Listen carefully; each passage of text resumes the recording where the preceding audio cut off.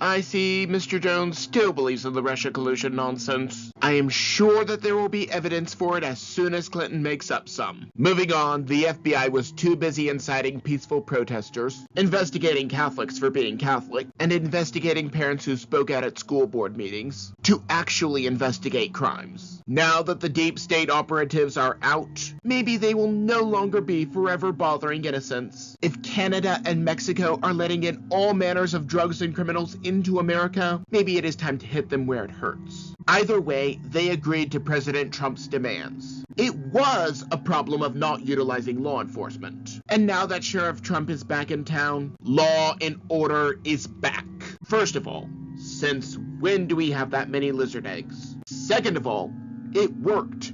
And our allies are working with President Trump. Can you really call it a war if no shots were fired and it was over in the same week? Oh, whatever will those poor children do without a $47,000 transgender opera, a $32,000 transgender comic book, $20 million for an Iraqi version of Sesame Street, or any of the other waste? If you really think that a starving child needed those, I have some oceanfront property in Arizona to sell you. If it is cruel to get rid of criminals, and it is chaotic to live within our means, that is exactly what all of the swing states voted for. So why exactly are these fictional bags mislabeled? Let me break Mr. Bowling's gibberish down a bit. When you let this man in and gave him a tour, it is not an insurrection. After all, we know that the real heroes burn down cities over imaginary racism. So what Mr. Bowling is saying is that minorities cannot get in on their merits because they are not good enough.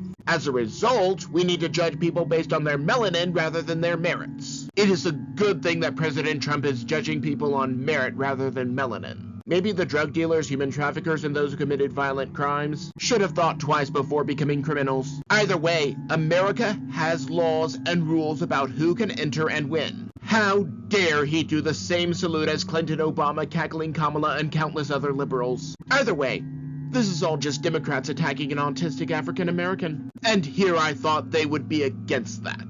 Mr. Bowling just loves his gibberish. Well, since the trade war caused no changes, except the other countries guarding their side of the border, I think that everything went according to plan. Brought to you by the same party that wants 16-year-olds to vote. Also, if they really think that people looking at government spending is terrorism, they must have never balanced a checkbook. Also, the same party that created this cartoon supported people who burned down cities. Just saying.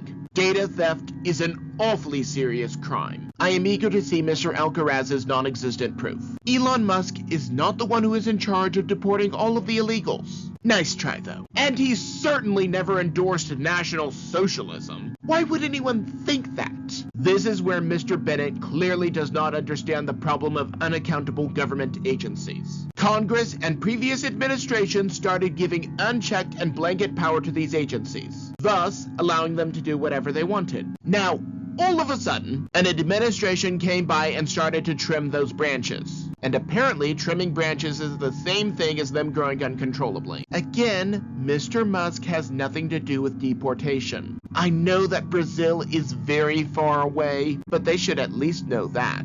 Moving on, President Trump is just sending the criminals back to their countries of origin. They are the ones who chose to come here. Is Mr. Lukovich saying that Elon Musk is an illegal? That is some very serious libel, and Musk could sue over that. However, he is far too busy making rockets that NASA is incapable of making and cutting out the waste in government to even worry about something so superfluous.